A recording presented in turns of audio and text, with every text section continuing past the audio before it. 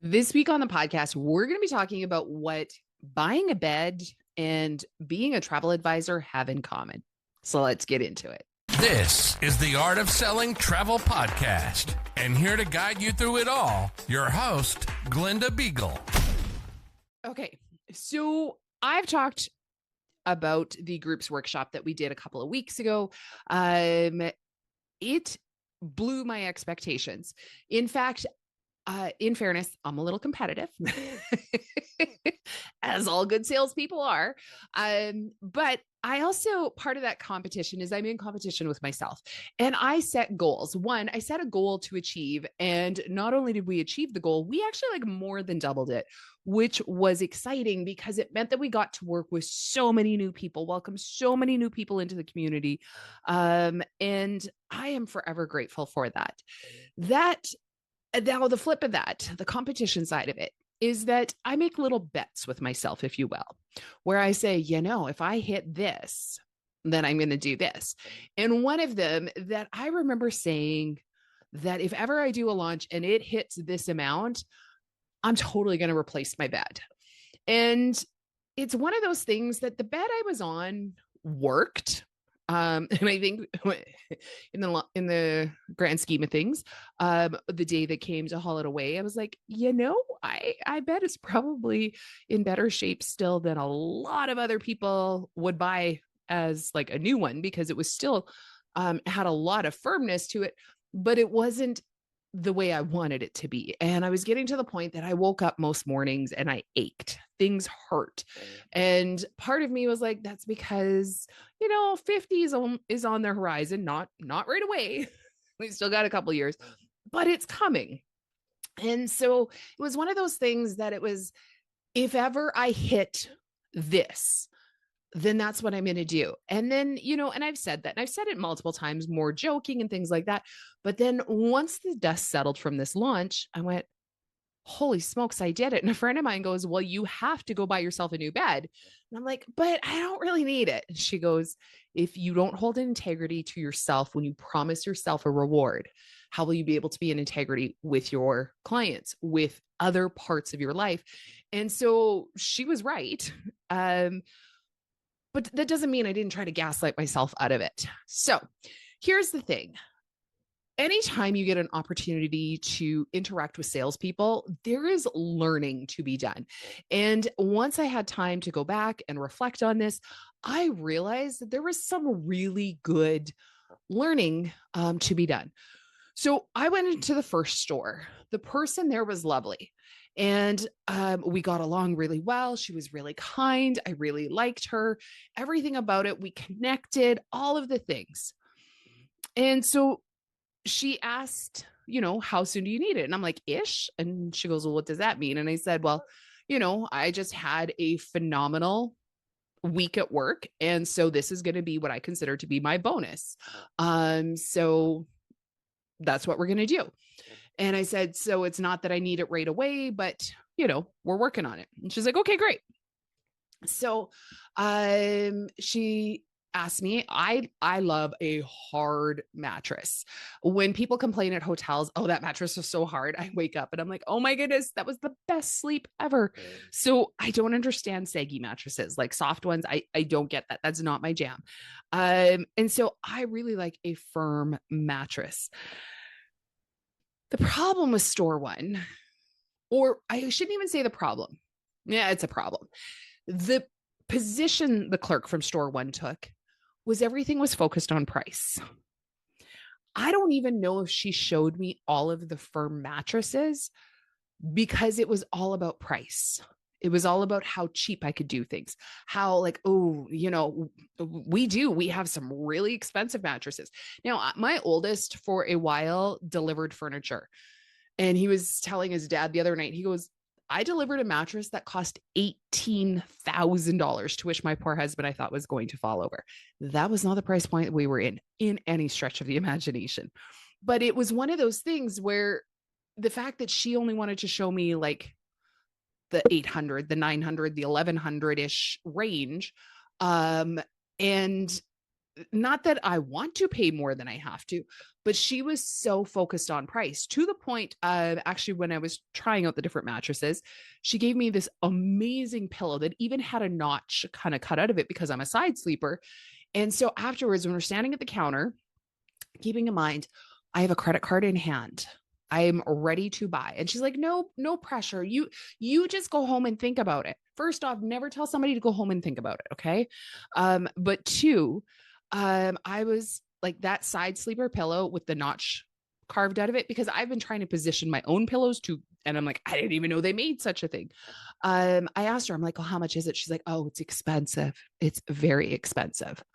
I'm like, okay, but how much? And she's like, it's $159. I'm like, okay, that's fine. And so then I was like, oh, I see you have linens. Do you have like the really crisp hotel linens? I like a really crisp linen. I don't like the soft. Maybe it's the isms, maybe it's the ADHD, whatever you want to call it. I can't handle the soft. It needs to be crisp. And she's like, well, our linens are expensive. And all I kept thinking is, yeah, no kidding. Like linens are expensive. But she's like, these ones are $300. I was like, okay. Are those the only colors you have? Like, can I feel it?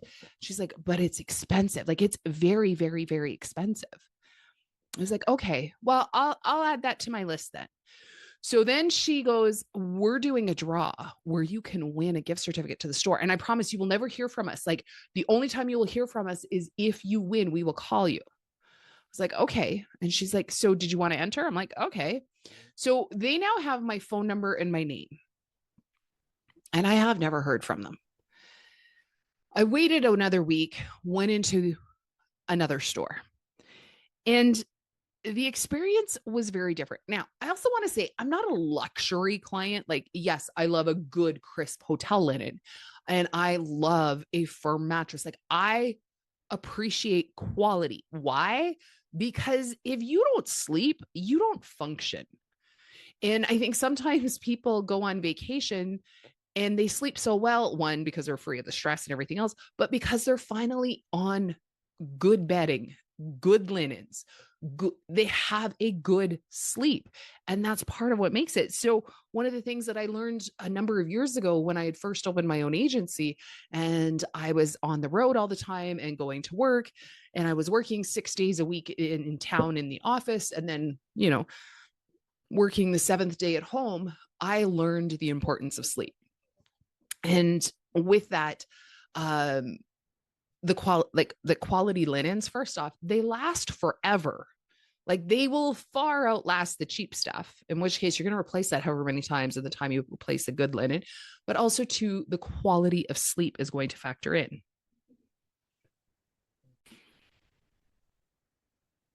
So it's about understanding what is the purpose, what is the value. Again, in addition to the linens and the pillow being too expensive, the first store actually told me to eliminate one mattress because it was just too expensive.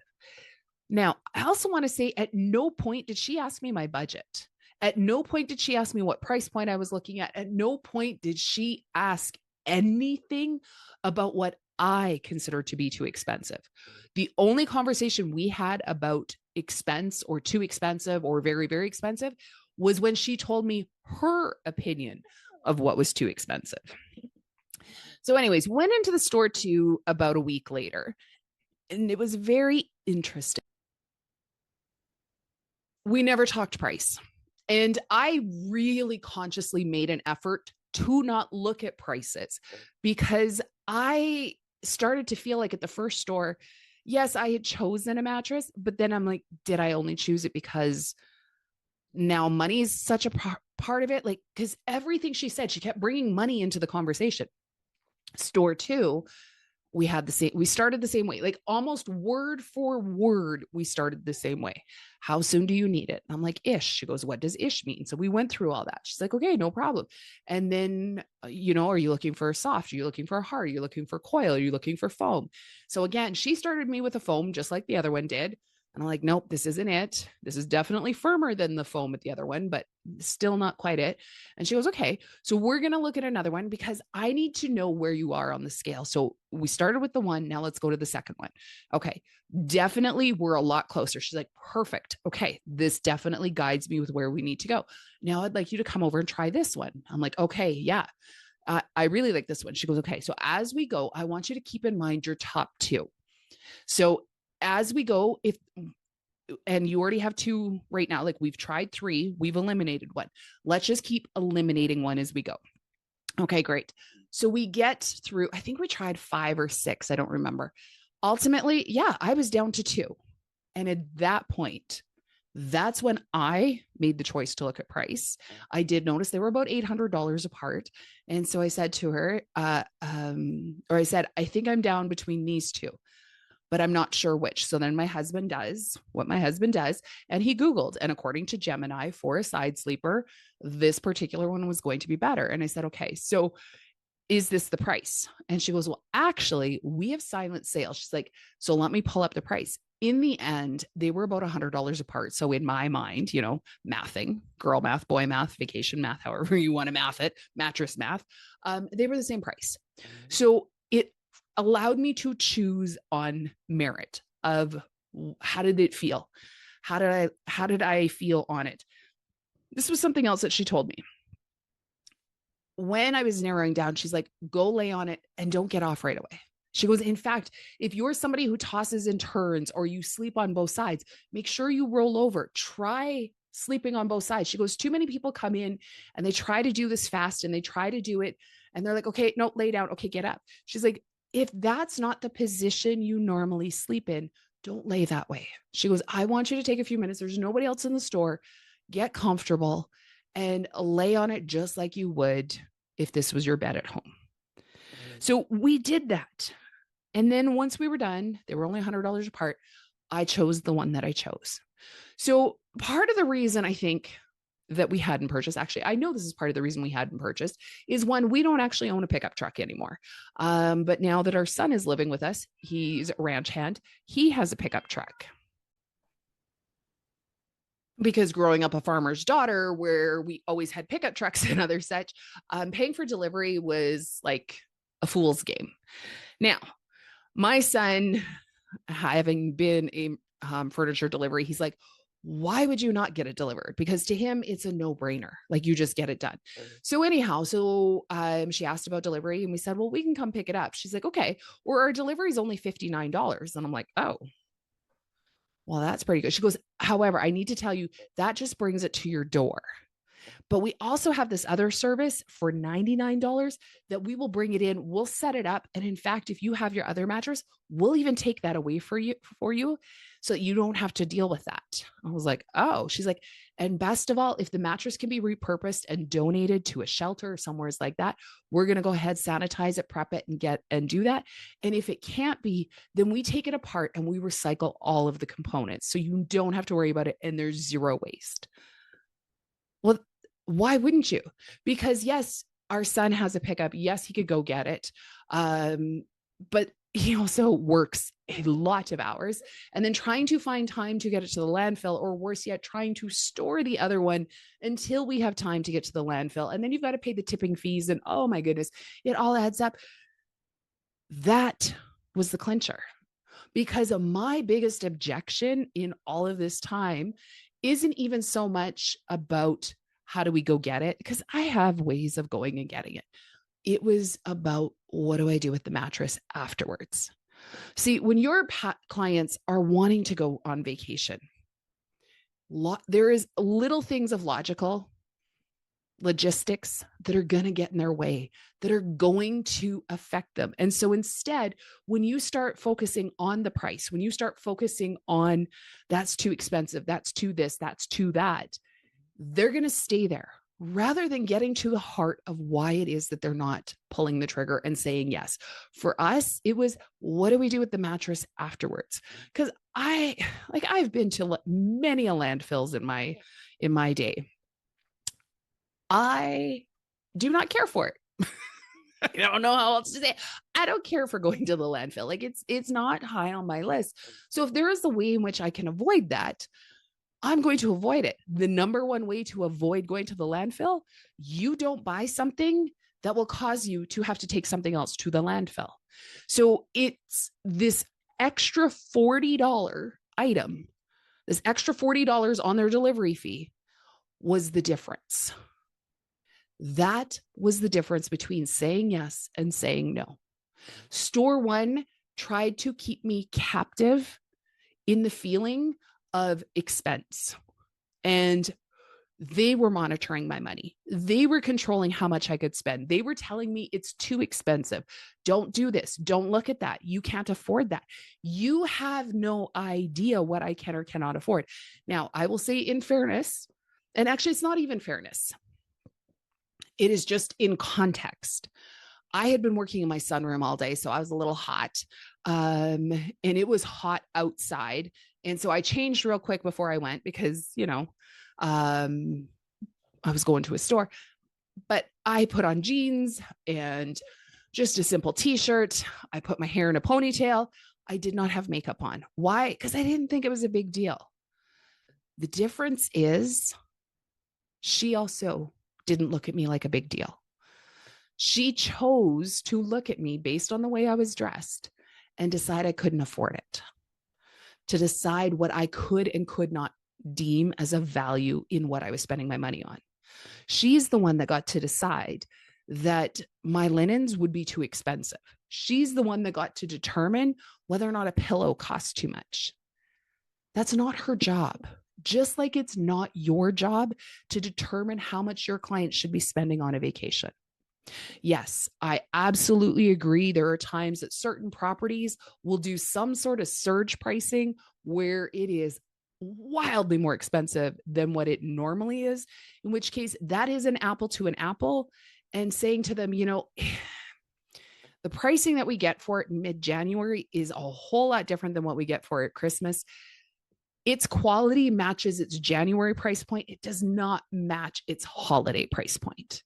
And so while, yes, people have a good time, I do believe it's a little bit overpriced for this time of year. However, if it's what you want, I'm happy to help you with that. But I also want to readjust your expectations so that you're not thinking you're getting something amazing because you're paying all this money. You're just simply paying for holiday pricing. And so making sure that you're putting context into things is really important. But ultimately, store two was focused on how did I feel? Was it comfortable? How good will it feel to sleep on that tonight? How good of a sleep could you have? How have you been sleeping lately? What have you noticed in your sleep patterns? They wanted to know more about me and how I was currently using the product that I had. What was it like? This is where you have the same conversations with your clients about what did they like or not like about their previous vacation. There is so much gold in getting to know that. And yet somehow, so often, it gets defaulted to the price. I suspect in store one, she thought she was helping. I suspect that she genuinely believed that it was too expensive. To me now, when I look at store A and I look at store B, I got the feeling store A is like a discount store, that it is lower quality. Because even as it is, when I got thinking about it, I'm like, I feel like even if I spend that money, it's just going to be cheap and it's not going to hold up in the long term. The mattress I did end up getting, little part of me is like, I hope it softens a little soon. It kind of feels like sleeping on the floor on top of a simple yoga mat. And in some ways I am thrilled because that's exactly what I wanted. And at the same time, I'm like, I feel like 6 months from now, it's going to be perfect. Don't judge what your clients think is affordable. Don't judge for them, particularly before you have a conversation about what price point they're most comfortable in.